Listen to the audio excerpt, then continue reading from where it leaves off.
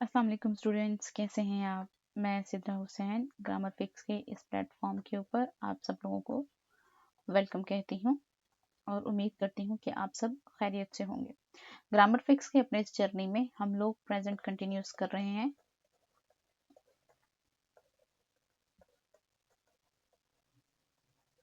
जिसके फंक्शंस में से हम लोग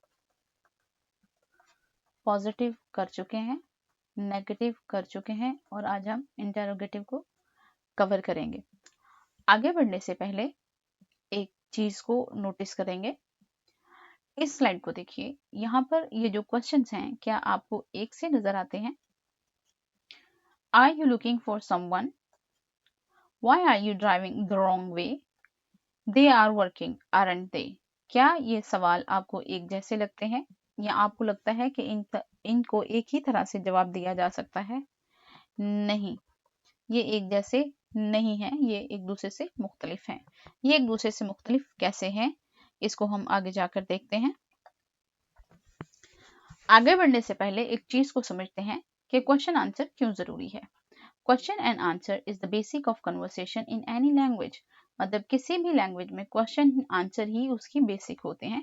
question and answer is a scale which tells us how to answer a question, जो आपको बताती है कि क्वेश्चन को आपने आंसर किस तरह करना है। It depends upon the type of question, whether to answer it in single word yes or no or to answer in detail or more information। मतलब कि क्वेश्चन तय करता है कि आपने yes और no में आंसर करना है या आपने डिटेल इंफॉर्मेशन प्रोवाइड करनी है। आपके पास क्वेश्चन की ये टाइप्स होती हैं: क्लोज क्वेश्चन, ओपन क्वेश्चन और टैग क्वेश्चन। अब ये होते क्या है, इनको हम बारी बारी डिस्कस करेंगे। उससे पहले हम क्वेश्चन का स्ट्रक्चर देखते हैं कि क्वेश्चन का स्ट्रक्चर होता कैसे है। There is a certain structure for question in English, मतलब कि आपको क्वेश्चन का एक सर्टेन स्ट्रक्चर है जिसे फॉलो करना है। आप उस स्ट्रक्चर से हटकर किसी भी अरेंजमेंट ऑफ वर्ड्स को क्वेश्चन नहीं कह सकते। If we do not follow it becomes an awkward conversation, मतलब एक डिफरेंट अरेंजमेंट ऑफ वर्ड्स जो कि एक प्रॉपर क्वेश्चन के स्ट्रक्चर से नहीं है, अगर आप उसको क्वेश्चन बनाएंगे तो वो ऑकवर्ड लगेगा, ये गलत हो जाएगा। अब आपको अरेंजमेंट ऑफ वर्ड्स का ख्याल किस तरीके से रखना है, एक तो स्ट्रक्चर के लिहाज से करेक्ट स्ट्रक्चर होना चाहिए और दूसरा आपका वर्ड ऑर्डर ठीक होना चाहिए। अब ये दोनों चीजें मुख्तलिफ कैसे हैं, इसको देखते हैं। We use is, am, are before the subject for interrogative for present continuous। क्या करते हैं हम कि सब्जेक्ट के हेल्पिंग वर्ब जो होते हैं उनको सब्जेक्ट से पहले ले आते हैं। हेल्पिंग वर्ब यहाँ पर हमारे कंटिन्यूअस में हम पहले ही डिस्कस कर चुके हैं कि is, am और are हेल्पिंग वर्ब होते हैं। तो आप सब्जेक्ट से पहले हेल्पिंग वर्ब को ले जाएंगे, फिर आप अपना प्रेजेंट पार्टिसिपल यूज करेंगे जिसे हम V1 प्लस ing कहते हैं, इसी को हम प्रेजेंट पार्टिसिपल भी कहते हैं।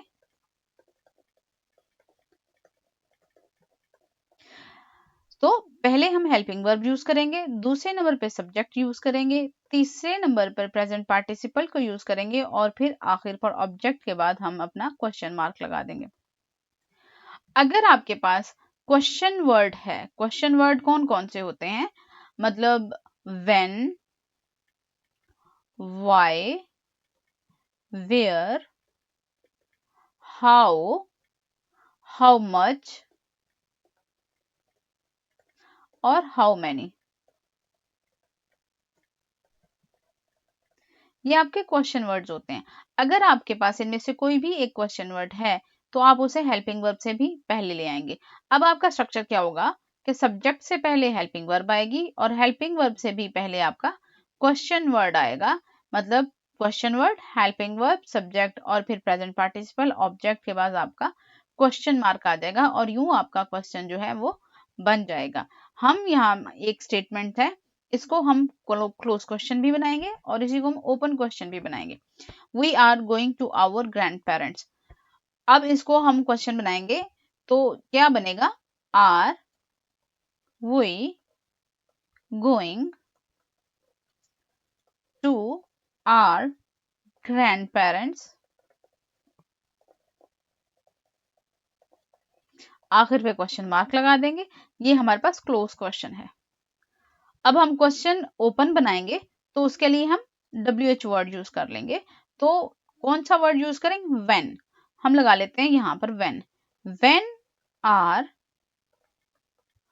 we going to our grandparents, और आखिर पर क्वेश्चन मार्क लगा देंगे। सम क्वेश्चन वर्ड्स जो मैं पहले बता चुकी हूँ आपके पास कौन कौन से होते हैं, why, when, what, where, who, how, how long, how much, ये आपके पास क्वेश्चन वर्ड्स होते हैं जिनका आप हेल्पिंग वर्ब से भी पहले इस्तेमाल कर सकते हैं। आगे चलते हैं। एक क्वेश्चन के अंदर नेगेटिव एक्सप्रेशन भी हो सकता है। मतलब हम लोगों ने एक अफर्मेटिव स्टेटमेंट पढ़ी थी जिसमें नेगेटिव एक्सप्रेशन भी आ जाता था।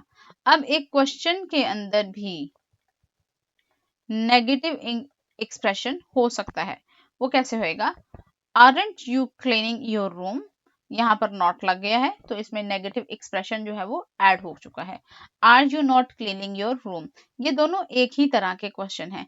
फर्क सिर्फ इतना है कि यहाँ कॉन्ट्रैक्शन के साथ है और यहाँ कॉन्ट्रैक्शन के बगैर है। कॉन्ट्रैक्शन का मतलब आप हेल्पिंग वर्ब और नॉट को इकट्ठा लिख देते हैं, और अगर कॉन्ट्रैक्शन के बगैर है तो हेल्पिंग वर्ब और नॉट आपका अलग अलग लिखा जाता है। अगर उनको अलग अलग लिखेंगे तो हेल्पिंग वर्ब आपका सब्जेक्ट से पहले आएगा और नॉट सब्जेक्ट के बाद आएगा।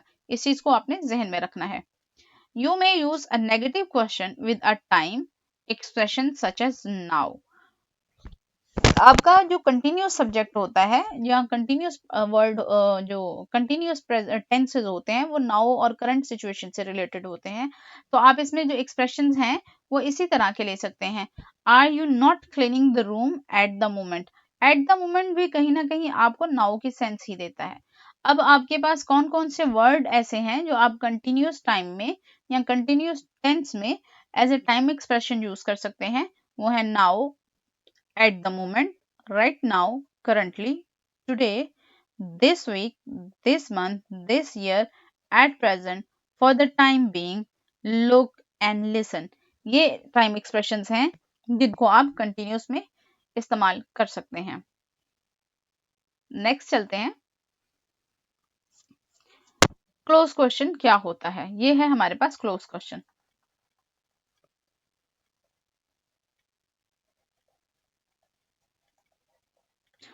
Close question starts with helping verb. Helping verb से स्टार्ट होता है and requires answer in yes and no. कि हेल्पिंग वर्ब से स्टार्ट होता है और इसको आंसर यस और नो में किया जाता है। Detail information is not really important. Close question के लिए डिटेल इन्फॉर्मेशन इंपॉर्टेंट नहीं होती and ends with the question mark, और क्वेश्चन मार्क पर इसका एंड हो जाता है। मतलब पहले आपका हेल्पिंग वर्ब आएगा, फिर सब्जेक्ट आएगा, फिर प्रेजेंट पार्टिसिपल आएगा, ऑब्जेक्ट आएगा और क्वेश्चन मार्क आ जाएगा, और यूं आपका एक क्लोज क्वेश्चन कंप्लीट हो जाएगा। क्लोज क्वेश्चन को आंसर करने का जो तरीका है इसको यस एंड नो में करते हैं। देखते हैं ये यस एंड नो में आंसर कैसे कर सकते हैं। Are you surfing the internet now? Time expression use किया है हमने नाउ का। Are you surfing the internet now, क्या आप इस वक्त कर सकते हो? तो आप इसको यस और नो में आंसर कर सकते हैं, डिटेल इंफॉर्मेशन देने की जरूरत नहीं है। Is your boss giving her position is your boss giving her positive feedback for the time being? Question mark. तो इसमें भी यस और नो से आंसर किया जा सकता है, डिटेल इंफॉर्मेशन की जरूरत नहीं है, तब भी आपका आंसर ठीक कंसिडर होगा। Is Jonathan turning of the lights right now? इसको भी आप यस और नो में आंसर करेंगे और आंसर आपका ठीक कंसिडर होगा, डिटेल इंफॉर्मेशन देने की जरूरत नहीं है। तो क्या देखा हम लोगों ने कि आपका जो क्लोज क्वेश्चन होता है वो हेल्पिंग वर्ब से स्टार्ट होता है। इसमें क्वेश्चन वर्ड यूज नहीं होता, सिर्फ हेल्पिंग वर्ब यूज होता है। आप क्या करते हैं, सब्जेक्ट से पहले हेल्पिंग वर्ब को ले जाते हैं और सब्जेक्ट के बाद आपका प्रेजेंट पार्टिसिपल रहता है।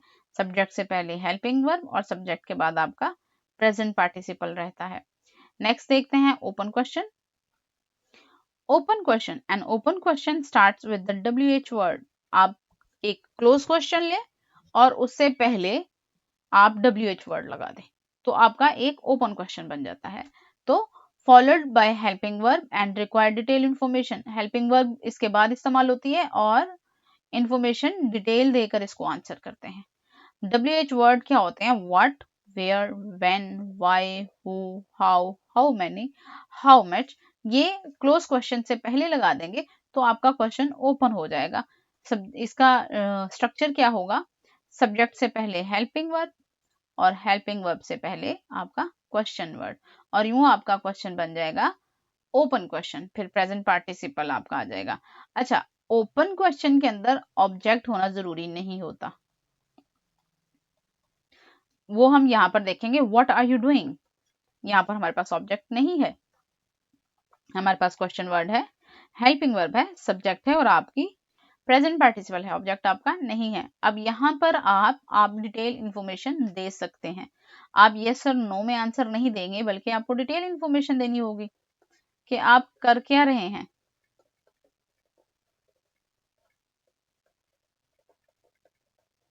डिटेल इंफॉर्मेशन में आंसर आएगा। Where is he going, detail information answer आएगा। Why are they laughing, how am I doing, when is she arriving. ये मल्टीपल वर्ड क्वेश्चन वर्ड्स के साथ मैंने आपको क्वेश्चंस बना कर दिए हैं। अब आप गौर से देखें तो इसको यस और नो में आंसर नहीं किया जा सकता, इसके लिए आपको डिटेल इंफॉर्मेशन ही रिक्वायर है। नेक्स्ट चलते हैं टैग क्वेश्चन की तरफ। टैग क्वेश्चन क्या है? Tag question are these tag questions are those short questions that are tagged onto the end of a sentence। मतलब एक सेंटेंस के एंड के ऊपर लगाए जाते हैं। जैसे यहाँ पर देखेंगे एंड के ऊपर आपको टैग क्वेश्चन नजर आएंगे। They are used just to make sure the person you are talking to understood what you meant or emphasize what you said। मतलब जिस इंसान से आप बात कर रहे हैं, इस चीज को इंश्योर करने के लिए कि उसको आपकी बात समझ आई है या नहीं आई, आप टैग क्वेश्चन को यूज करते हैं।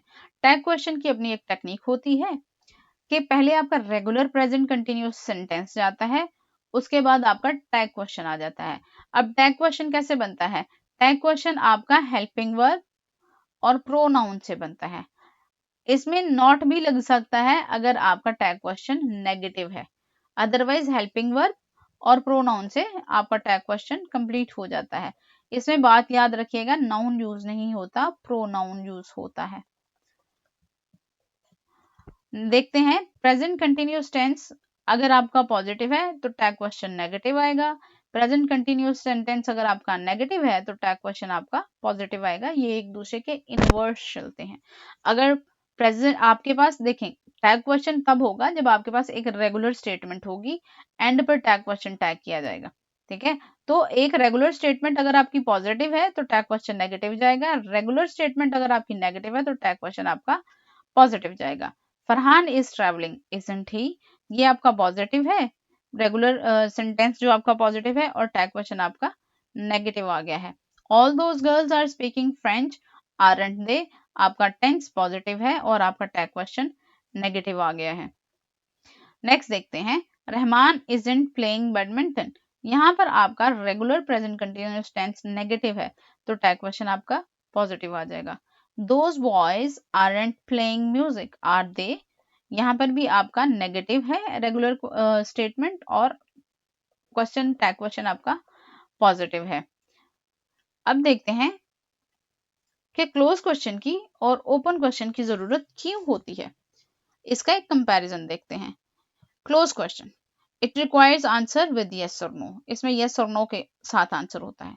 Open question requires more rather than yes और नो, कि ओपन क्वेश्चन में इंफॉर्मेशन यस और नो से ज्यादा देनी होती है। Close question is a best for confirming the information, आप इंफॉर्मेशन प्रोवाइड करके उसे कंफर्म कर रहे हैं तो आप यस और नो से या क्लोज क्वेश्चन से आंसर ले सकते हैं या क्लोज क्वेश्चन से काम ले सकते हैं। Open question is to learn more information, आपको यस और नो से ज्यादा इन्फॉर्मेशन चाहिए तो फिर आप ओपन क्वेश्चन को यूज करेंगे। ये कैसा होगा? Are you reading books? Yes. Close question है तो यस और नो से आंसर हो सकता है। इसके बाद आप एक ओपन क्वेश्चन करेंगे क्योंकि अब आपको मजीद इंफॉर्मेशन चाहिए। Which type of books are you reading? ये देखें, विच आपका क्या है? WH वर्ड है, इसको हम क्वेश्चन वर्ड भी कहते हैं। तो अगर आपने क्वेश्चन वर्ड लगा दिया है तो अब आप यस और नो से आंसर नहीं कर सकते। Which type of books are you reading? I am reading nowadays about self help, mind and behaviour, मतलब यस और नो से हटकर जवाब दिया है जो डिटेल इंफॉर्मेशन में है। नेक्स्ट क्लोज क्वेश्चन है, are you taking part in politics, आप पॉलिटिक्स में हिस्सा ले रहे हैं? नो। यस और नो में आंसर हो सकता है। इसके बाद ओपन क्वेश्चन किया जाएगा, why aren't you taking part in politics, आप पॉलिटिक्स में हिस्सा क्यों नहीं ले रहे? क्वेश्चन वर्ड यूज किया है why. I just don't like it, it is not fair to do politics in Pakistan. पहले आप क्लोज क्वेश्चन करते हैं कन्वर्सेशन में, फिर आप ओपन करते हैं। पहले आप क्लोज करते हैं और फिर आप ओपन करते हैं, और यही कन्वर्सेशन का एक खूबसूरत अंदाज है कि बात को आगे लेकर जाते हैं। ये था हमारा आपके साथ आज का लेक्चर। उम्मीद है आपको पसंद आया होगा। इससे पहले वाली वीडियोस जो हैं वो ऑलरेडी सिस्टम के ऊपर अपलोड हैं, आप जाकर देख सकते हैं। और खुश रहिए, काम करते रहिए। Thank you very much.